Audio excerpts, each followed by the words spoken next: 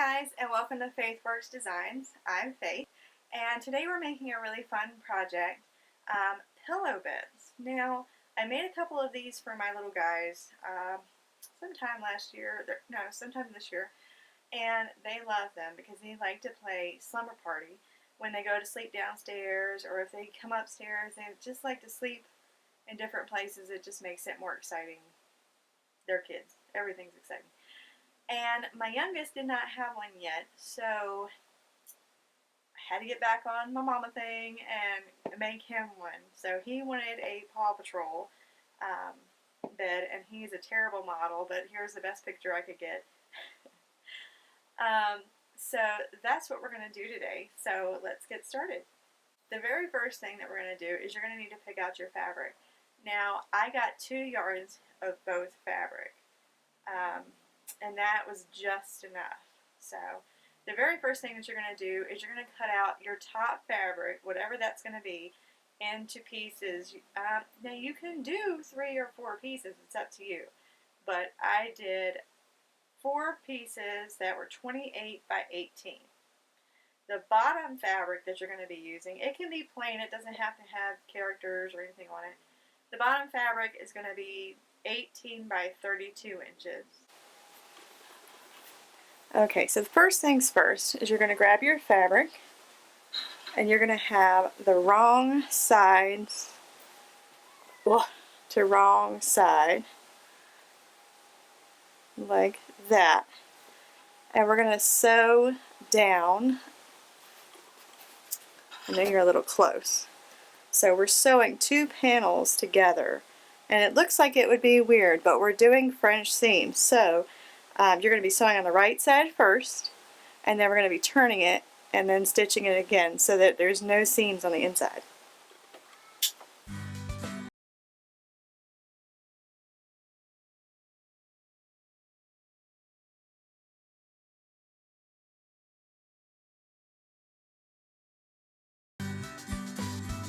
Now the next thing you're going to do is open it up like this, and you're going to sew on the inside right about here. So we're enclosing this seam up, so there's no seams on the inside or the outside of your pillow bed. You won't see them at all.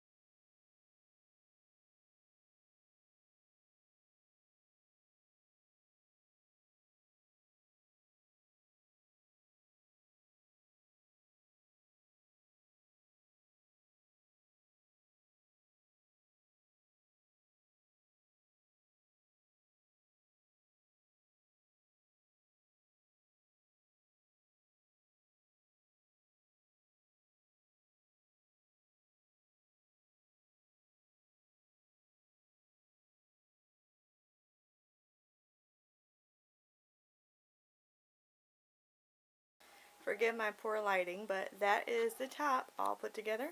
Now we gotta just put all of the panels for the bottom together. Okay, so to the top fabric that's going to be the thing that's going to be seam, we are going to fold this down about 1/4 inch. Okay, and then you're going to iron that. And I am just going to eyeball it all the way down.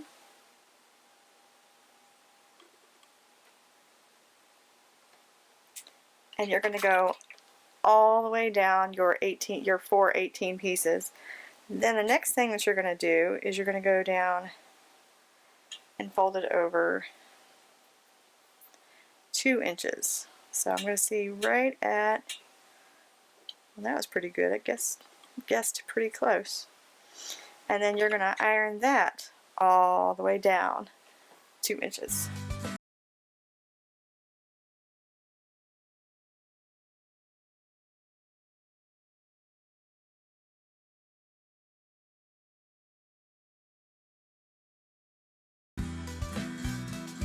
Alright, on the back piece, what you're going to need to do is you're going to need to fold it up about 1/4 of an inch, and then you're going to fold it up 1/4 of an inch again, and then iron all that down.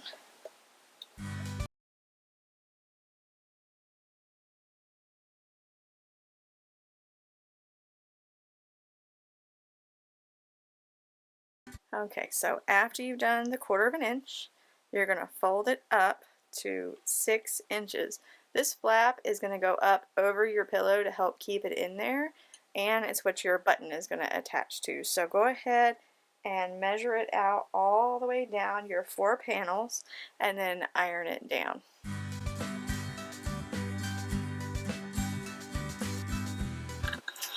Alright, the first thing we're going to do is I'm going to sew down the back side. You folded it over 6 inches. The very first thing you're going to do is sew this 1/4 of an inch seam down.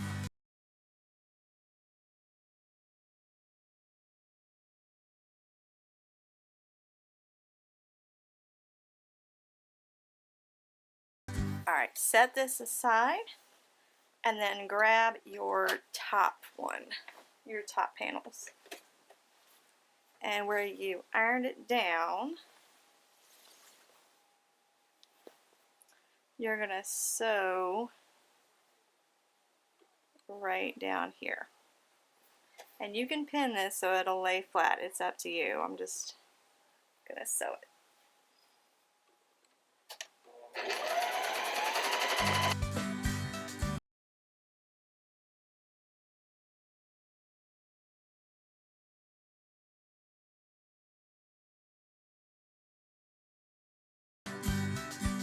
Alright, now ideally you're going to go back and you're going to put buttonholes right in, I believe it's 2 buttonholes per panel, but I will debate on if I'm going to do that or not.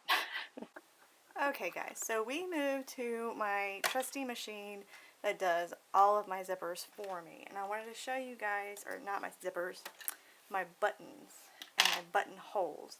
So I wanted to show you guys how I do it. I've got a white on white, sorry about that. I've got my button foot that is going to help me make my buttonholes, and then you just insert your button right there, and it can get to a good size, but this is the buttons that I have, and that's what we're working with. Now the next thing you're going to do is just kind of click your button foot on.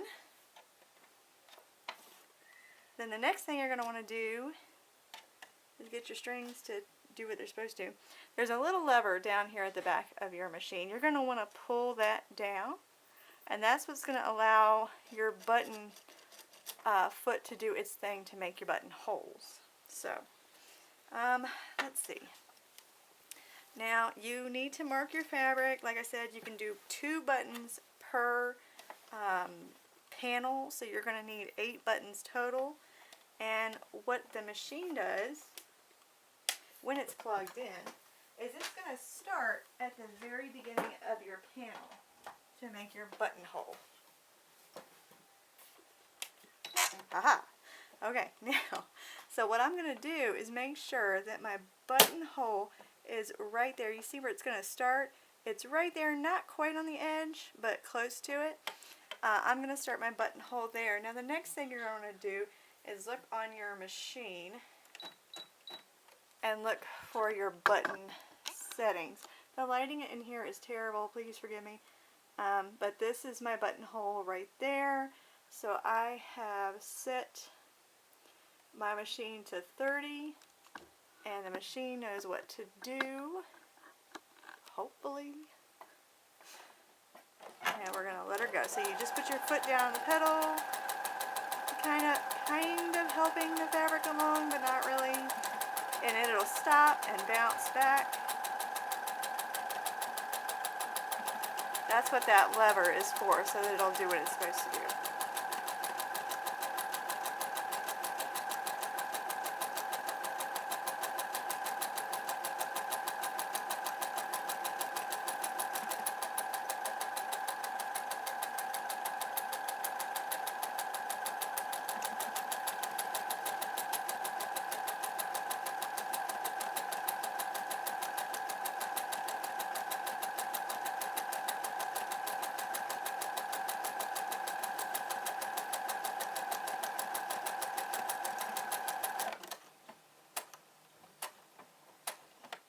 And you just go until it stops, pull it out, and cut all your strings, and you have got your buttonhole. Alright guys, we're almost to the home stretch. The next thing that you're going to do is you're going to take with your right sides out, both of them, put them together so their wrong sides are facing each other. You're going to line up from the side. Now leave this side open, the side that we did the buttonholes and stuff on, and the 6 inches that we flapped. The 6 inches that we flapped over, those two are going to go on this side on top of each other, but we are not sewing across here.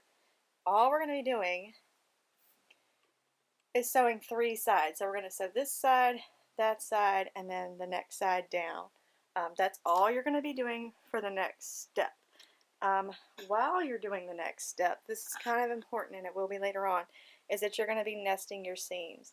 So make sure that your top is facing one way, your seam is facing one way, and on the bottom your seam is facing the other way so that they nest when you're sewing them, and it'll make it a lot smoother than both of them being on top of each other. You're going to have a lot of material to have to turn. We're going to turn this inside out so that we don't have the seams because we're doing French seams. So that's going to be a lot of material to sew through. So when you're pinning it, make sure that your seams are going in the opposite direction. So just go through and pin all this up.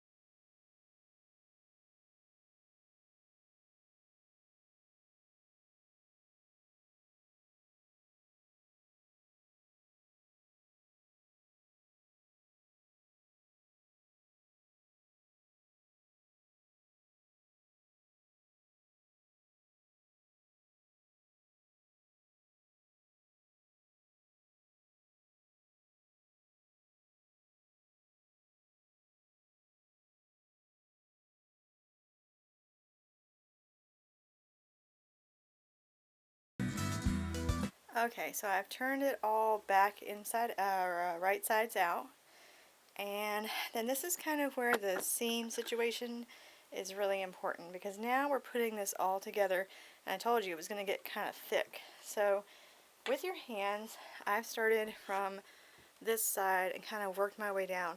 The top seam right here is facing this way. The fabric that's underneath the seam is facing that way so that it's nice and flat. And what you're going to do is you're going to sew in between these. And I found that putting my needles this way, right where the seam is, really helps it stay nice and flat. So while I'm sewing, it'll stay there. Okay, so I'm matching up my seams.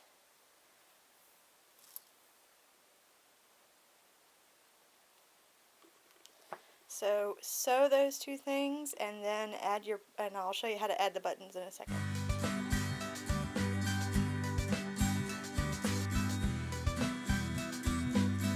Make sure that when you're putting your needle in to put your button on, that you're just going through the flap, not both pieces of material. So just, you want to put your needle in there right through that one piece of material.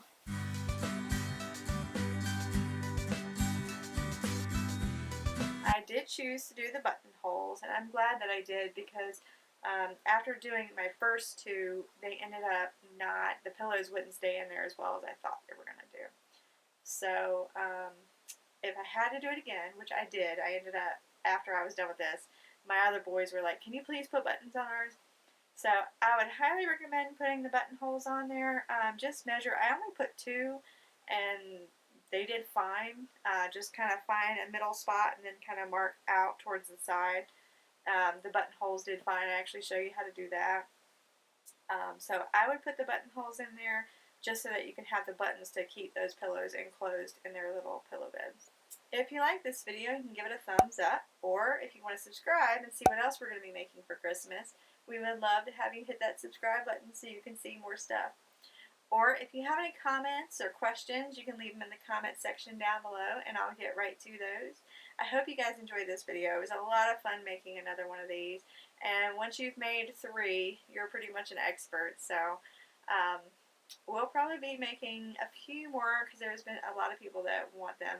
They are really great for traveling. I have 5 children, so everywhere we go, bed situation is a problem. If we're staying with family or whatever, we just have a lot of kids. So these are really nice because they fold up. They're not super compact, but they're enough that we can fold them up and take them with us, and that way they have something to sleep on. So they're great for camping if you don't want to take air mattresses. You could even make one with like 6 or 7 pillows and make one for an adult.